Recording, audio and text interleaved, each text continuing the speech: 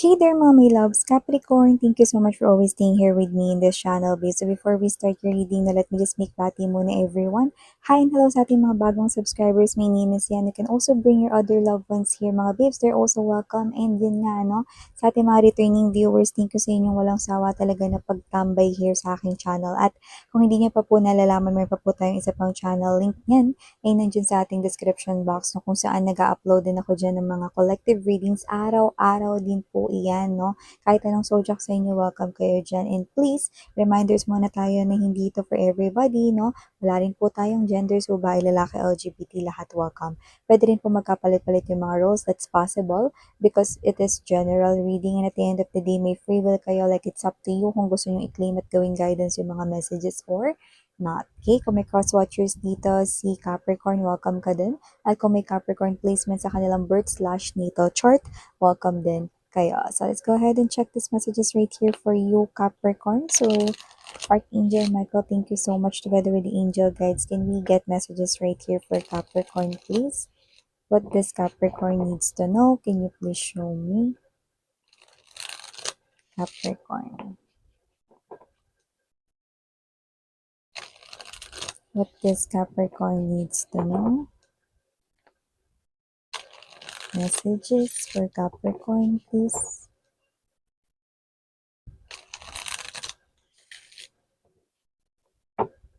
Okay, so let's go ahead and check these messages for you, Cups. And you have here, guys, the energy of the Four of Coins or the Four of Pentacles. Also have here for you the Ace of Wands, the Full card energy, Eight of Swords, Three of Pentacles or the Three of Coins, Page of Coins. Bottom of the deck, we have the Page of Wands.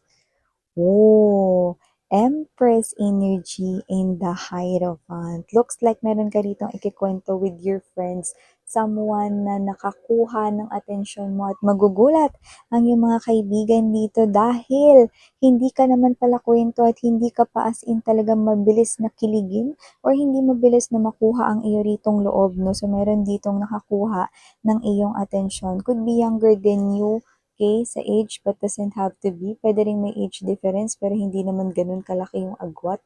Pero kung sino man siya, no, this feels like this person here gives you that young vibe, no, na parang you are like a child, that you're so happy kapag kausap mo siya, that you're happy, you're laughing, yan, no, you're smiling a lot, no, pagkasama mo siya, a lot of comfort.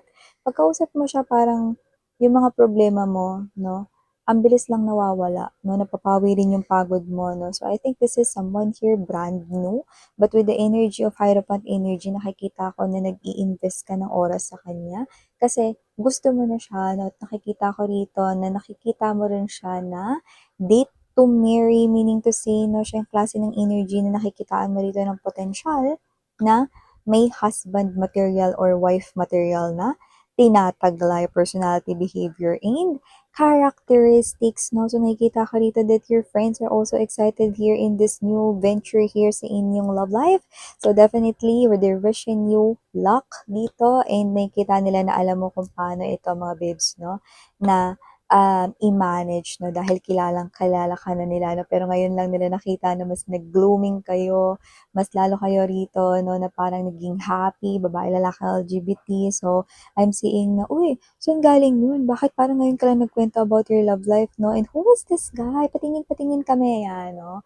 So, they're also investigating, no? And they're also, nakikinig dito sa inyo and gusto rin nilang makilala yung Page of Wands na yan. That Page of Wands is someone here, no, na posibleng excited rin siya, no, to talk to you. That's what I'm seeing in his or her energy. Medyo meron siyang energy na may pagka-busy siya pero may time for you, ha? At kung sino man siya rito na parang medyo malayo yung kanyang lokasyon ng tirahan rito pero kaya niya rito na meet sa inyo, no, without any hassle. So, this guy right here or this woman, LGBTQs, of course, welcome din kayo, no. Nakita ko na nag-i-effort siya. Yes, definitely showing a lot of effort here for you, Capricorn. And aside from that, no, beautiful messages. Meron din tayong ibang mensahe na nakikita rito. Nakikita ko rin dito mga babes na meron ditong something exciting, no, na posible na feeling mo coincident lang 'to or random lang 'to 'no, pero nakita ko rito na itong, random na ito 'no, ay something na talagang magpapa-excite sa inyo 'no, when it comes to your money right here. But with the Four of Coins energy, I think you'll meet someone here 'no, na posibleng businessman or businesswoman siya. Okay, at sakto lang din na posibleng may negosyo ka or nagtatayo ka, planong magtayo ng negosyo. So, it's not just a coincident. This is not just a random thing, but the universe really wants you to meet this person. So, pwedeng meron ditong situation na si universe na yung bahala. Wala na kayong gagawin, no? So, mamimit mo siya rito, no, na parang hindi sinasadya, pero sinadya talaga yon, no? Kasi para matulungan ka ng taong ito. No? At yung iba, this is another message right here, no? Posibleng yan yung para sa mga single people din dyan, no? Kung saan kayo ito, no, na parang nawalan kayo 'no, ng kilig sa inyong life. And then eto 'no, na meron dito makikilala kayo na at first puwedeng katrabaho lang 'no or tumulong sa inyo no, sa inyong negosyo or trabaho, career, job 'no. Pero kamuka't-mukat puwede rin kayong may chance din kasi ito kasi may chance 'to, Ace of Wands tsaka Full card energy 'no, na may chance na maging kayo, 'yan oh, sa future, taray.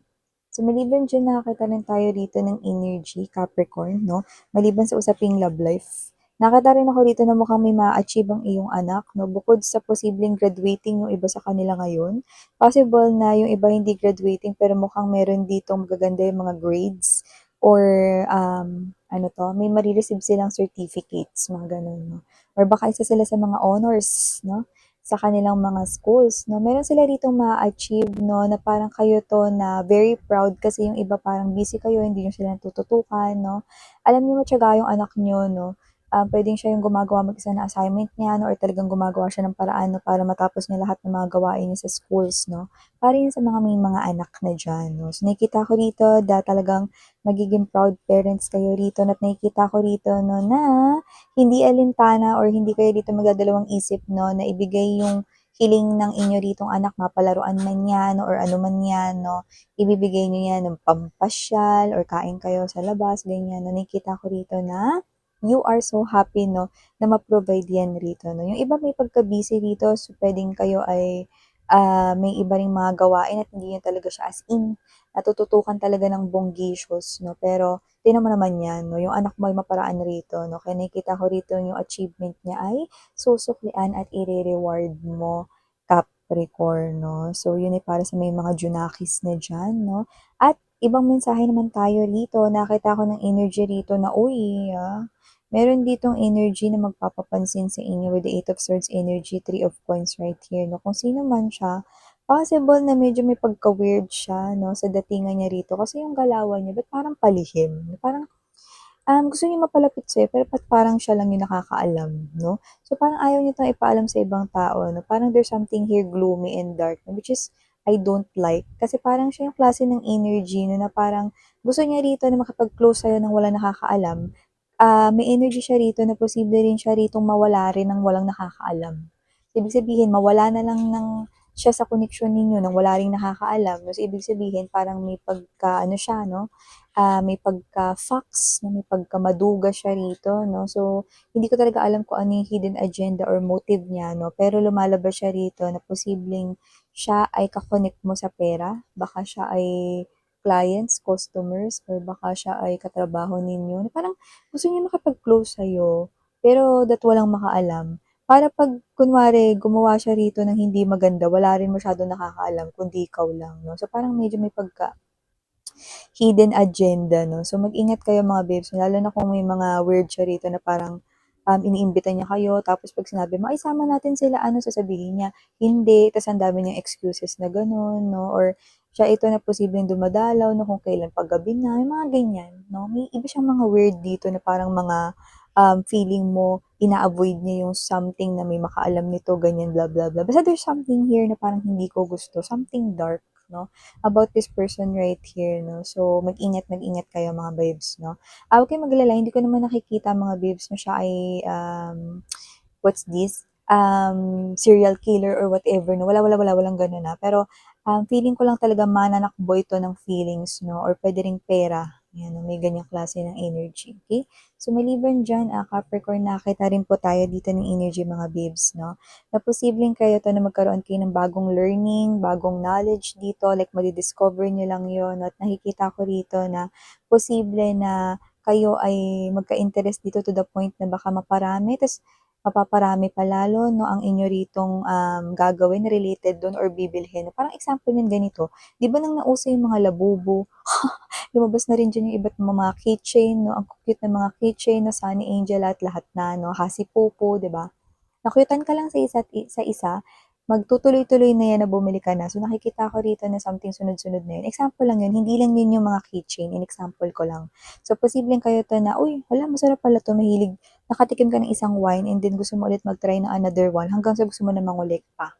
Anong klase ng energy. Iba, pwedeng libro yan, no, na, ay, ang cute pala magbasa ng libro kaysa manood ng movie, ano. So, parang may bago kayo rito ang pagkakainteresan kung saan nakikita ko na bibili na kayo niya, tapos bibili pa kayo ng more, yan, no. Pero hindi ko naman nakikita na maapektuhan yung budget ninyo in a way ng malaki, kasi nakikita ko na nag enjoy naman kayo dito, no, and at the same time, you're managing your financial really well. So, it's okay, no. At meron kayo rito mga babes, no, na success din dito sa inyong trabaho, no. So, pwedeng meron kayo ritong matapos na like, ay, salamat, tapos na lahat ng ginagawa ko dito, finally, makakapag-break na rin ako, no. So, nakita ko dito yung parang, finally, no, parang kayo to makakapag-relax na or pwede na kayong mag-leave.